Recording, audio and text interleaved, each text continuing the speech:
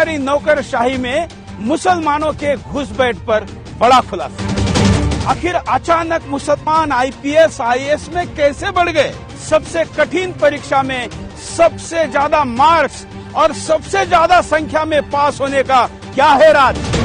सोचिए, जामिया के जिहादी अगर आपके जिलाधिकारी और हर मंत्रालय में सचिव होंगे तो क्या होगा? लोकतंत्र के सबसे महत्वपूर्ण स्तंभ कार्यपालिका पर कब्जे का पर्दाफाश। देखिए, नौकरशाही जिहाद पर हमारा महाअभियान शुक्रवार 28 अगस्त रात 8 बजे से बिंदास बोल में मेरे साथ।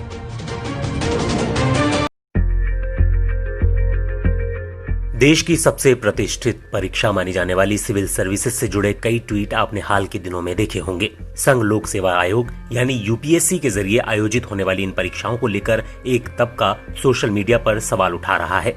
यूपीएससी जिहाद हैशटैग से कई ट्वीट काफी समय से ट्रेंड हो रहे हैं और इन ट्वीट्स में मुसलमान उम्मीदवारों के लिए अलग मापदंडों का उल्लेख किया गया है। इनमें से कुछ इस प्रकार हैं, जैसे कि यूपीएससी में हिंदुओं के लिए 6 मौके तो वहीं मुसलमानों के लिए 9 मौके। यूपीएससी में हिंदुओं के लिए अधिकतम उम्र 32 साल तो वहीं मुसलमानों के लिए अधिकतम उम्र 35 साल। इसके अलावा इन ट्वीट्स में उर्दू माध्यम से दी जाने वाली परीक्षा की सफलता दर, मुसलमानों के लिए चलाए जाने वाली कोचिंग सेंटर आदि पर भी सवाल उठाए गए हैं। इन सबसे पहले सोशल मीडिया पर यूपीएससी परीक्षा में इस्लामिक स्टडीज विषय भी काफी ट्रेंड हो चुका है।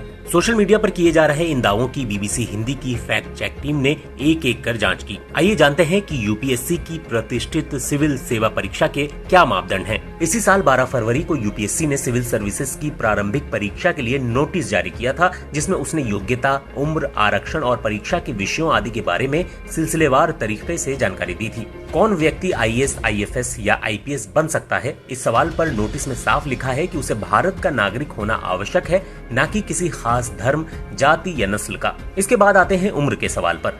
यूपीएससी सिविल सेवा की परीक्षा के लिए साफ कहता है कि इसके लिए न्यूनतम आयु 21 साल है, जबकि अधिकतम 32 साल है। लेकिन इसमें भी सिर्फ अनुसूचित जाति, अनुसूचित जनजाति, अतिरिक्त पिछड़ा वर्ग, शारीरिक रूप से अक्षम और पूर्व सैन्य कर्मियों के लिए उम्र में छूट है।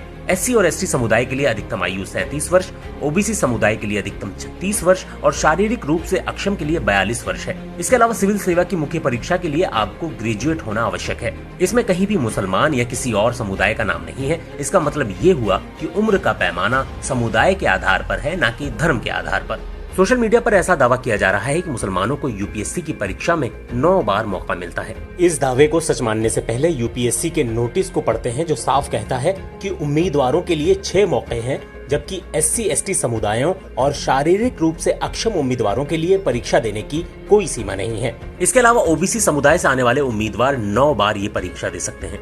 इसका मतलब है कि यूपीएससी किसी धर्म के आधार पर मौके नहीं दे रहा है। सिर्फ मुसलमानों को 9 बार परीक्षा देने की छूट का दावा झूठ है। इसके अलावा सिविल सेवा की मुख्य परीक्षा के 26 वैकल्पिक विषयों में कहीं भी इस्लामिक स्टडीज का विषय नहीं है। भोपाल में सिविल सर्विसेज की कोचिंग देने वाले लक्ष्मी शरण मिश्रा कहते हैं कि इस्लामिक स्टडीज विषय वाली बात पूरी तरह झूठ है। वो कहते हैं यूपीएससी में कोई इस्लामिक स्टडीज का विषय नहीं है। उर्दू साहित्य विषय में साहित्य से संबंधित सवाल होते हैं, न कि मुसलमानों से जुड़े। आपको आश्चर्य तब होगा जब आप देखेंगे कि इतिहास में मुगल काल से भी जुड़े सवाल नहीं पूछे जा रहे हैं। आज मुसलमानों का इतिहास ही नहीं पूछा जा रहा है और कहा जा रहा है कि मुसलमानों का ये सब पढ़कर सिलेक्शन हो रहा है। सोशल मीडिया पर मुसलमानों को इंटरव्यू में अधिक नंबर दिए जाने का दावा भी किया जा रहा है। इस पर लक्ष्मी शरण मिश्रा कहते हैं, ऐसा शायद ही कभी हुआ हो कि किसी मुसलमान ने इंटरव्यू बोर्ड की अध्यक्षता की हो। सभी बोर्ड के सदस्यों की बराबर मार्किंग होती है। इंटरव्यू के 275 नंबर होते हैं, जबकि सारा सिलेक्शन मुख्य परीक्षा के नंबरों से होता है, जिसके कुल मार्क्स 1750 हैं। सोशल मीडिया पर वायरल हो रहे दावों में एक दावा ये भी है कि मुसलमान अभ्यर्थी उर्दू साहित्य और माध्यम के बल पर भी सिविल सेवाओं में अधिक आ रहे हैं। उर्दू माध्यम की बात करें तो आईएएस की ट्रेनिंग देने वाले लाल बहादुर शास्त्री राष्ट्रीय प्रशासन अकादमी मसूरी के 2019 के 94वें फाउंडेशन कोर्स में 326 ट्रेनी आईएएस थे। इन ट्रेनी आईएएस का सिविल सेवा का माध्यम देखें तो पाएंगे कि 315 का अंग्रेजी, 8 का हिंदी और एक का गुजराती, कन्नड़, मराठी माध्यम था। यानी कि इसमें उर्दू माध्यम का कोई भी आईएएस नहीं था। इसी तरह हमने 2018, 2017 और 2016 के फाउंडेशन कोर्स के ट्रेनियों के माध्यम देखे, जिनमें से किसी का माध्यम भी उर्दू नहीं था। इसके अलावा उर्दू साहित्य से अधिक कामयाबी मिलने की बात सोशल मीडिया पर की जा रही है। भारत की 8वीं अनुसूची में शामिल 22 भाषाओं को मुख्य परीक्षा में वैकल्पिक विषय के रूप में लिया जा सकता है। यूपीएससी ने एक आंकड़ा जारी किया है जिसमें बताया गया है कि किस भाषा साहित्य को मुख्य परीक्षा में कितने लोगों ने वैकल्पिक विषय के रूप में लिया। 2017 में जहां 265 लोगों ने हिंदी साहित्य, 114 लोगों ने कन्नड़, 111 ने मलयालम और 106 ने तमिल साहित्य चुना था, वहीं उर्दू की बात करें तो इसे सिर्फ 26 अभ्यर्थियों ने विषय के रूप में चुना था। साल 2018 में उर्दू साहित्य को वैकल्पिक विषय के रूप में चुनने वाले सिर्फ 16 अभ्यर्थी थे। भाषा साहित्य विषय पर लक्ष्मी शरण मिश्रा कहते हैं, भाषा साहित्य के वैकल्पिक विषय को बहुत सारे पैरामीटर को ध्यान में रखकर छात्र चुनते हैं। इसकी शुरुआत पाली भाषा से शुरू हुई थी। इसका कारण ये था कि पाली का सिलेबस छोटा होता था और इसके जानकार कम थे। इसके बाद दक्षिण भारत के छात्रों के कारण दक्षिण भारतीय भाषाओं का दबदबा सिविल सेवा परीक्षा में बढ़ा। कन्नड़ के छात्रों को काफी फायदा मिला और बीते एक दशक में सबसे अधिक लाभ संस्कृत साहित्य के छात्रों ने उठाया है। उर्दू और सिंधी साहित्य आजकल काफी तेजी से उभरते विषय हैं, लेकिन इसको लेने वाले छात्र बहुत थोड़े हैं और ये वही छात्र हैं जिन्हें भरोसा है कि वो इस विषय की परीक्षा आराम से निकाल लेंगे। मुस्लिम अभ्यर्थी जो सफल हो रहे हैं उनमें 80% उर्दू विषय को नहीं चुन रहे हैं। उर्दू साहित्य की सफलता दर बढ़ी हुई क्यों दिखाई जा रही है? इस सवाल पर लक्ष्मी शरण मिश्रा कहते हैं, मान लीजिए राजनीतिक विज्ञान 10,000 छात्र ले रहे हैं, लेकिन उसमें कुछ ही छात्र कामयाब हो रहे हैं और वहीं उर्दू विषय चुनिंदा लोग ले रहे हैं और अधिकतर पास हो रहे हैं, तो सफलता दर उर्दू की ही अधिक हुई। आइए लक्ष्मी शरण मिश्रा की बात को इस तरह समझते हैं। 2017 में हिंदी साहित्य में 265 अभ्यर्थियों ने परीक्षा दी और 19 पास हुए, जबकि उर्दू में 26 अभ्यर्थियों ने परीक्षा दी और सिर्फ 5 पास हुए। इसमें हिंदी की साहित्य दर 7.1% है, जबकि उर्दू साहित्य की सफलता दर 19.2% है।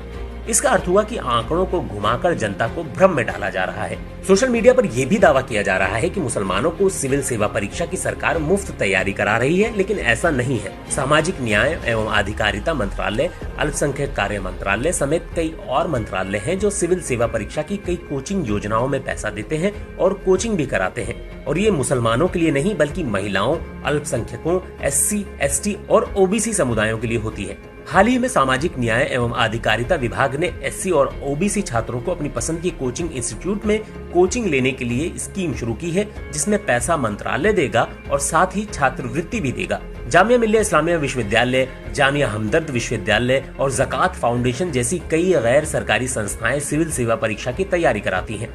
ये सभी अल्पसंख्यक, महिलाओं, आर्थिक रूप से पिछड़े, SC, ST और शारीरिक रूप से अक्षम छात्रों के लिए कोचिंग चलाते हैं। अब सवाल ये उठता है कि क्या सिर्फ मुस्लिम लोगों से जुड़े संगठन ही सिविल सेवा परीक्षा की कोचिंग चला रहे हैं? लक्ष्मी शरण मिश्रा कहते हैं कि इस बार सिविल सेवा के परिणामों में जैन समुदाय के अच्छे खासे अभ्यर्थी सफल हुए हैं, तो क्या ये कह दिया जाना चाहिए कि UPSC जैन धर्म का समर्थन कर रही है? जैन धर्म की एक संस्था है जैन इंटरनेशनल ट्रेड ऑर्गेनाइजेशन, जिसके पास 1000 करोड़ रुपए का फंड है। इस फंड के तहत इस संगठन ने जयपुर, इंदौर, दिल्ली, चेन्नई में आवासीय कोचिंग सेंटर खोल रखे हैं, जहां पर जैन समुदाय के बच्चों को 3-4 साल तक मुफ्त रखकर कोचिंग दी जाती है। मध्य प्रदेश PSC में जैन धर्म के अभ्यर्थियों का चयन अच्छी तादाद में होता है और इनकी सफलता दर 20 से 25% है।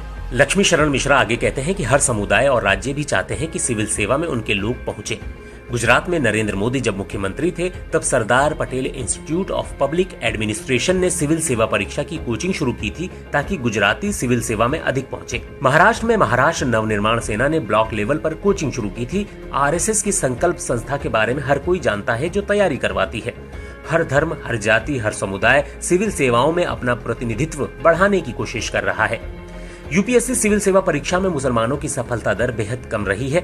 इस साल घोषित हुए सिविल सेवा परीक्षा 2019 के परिणामों में कुल 829 में से 42 मुस्लिम उम्मीदवारों ने सफलता हासिल की थी, जो सिर्फ 5% है, जबकि देश में मुसलमानों की जनसंख्या 15% है। 2018 में 28, 2017 और 2016 में 50-50 उम्मीदवारों ने इस परीक्षा में सफलता हासिल की थी। BBC हिंदी की फैक्ट चेक की पड़ताल में हमने पाया है कि UPSC की सिविल सेवा परीक्षा में मुसलमानों को खास छूट दिए जाने के दावे पूरी तरह गलत है।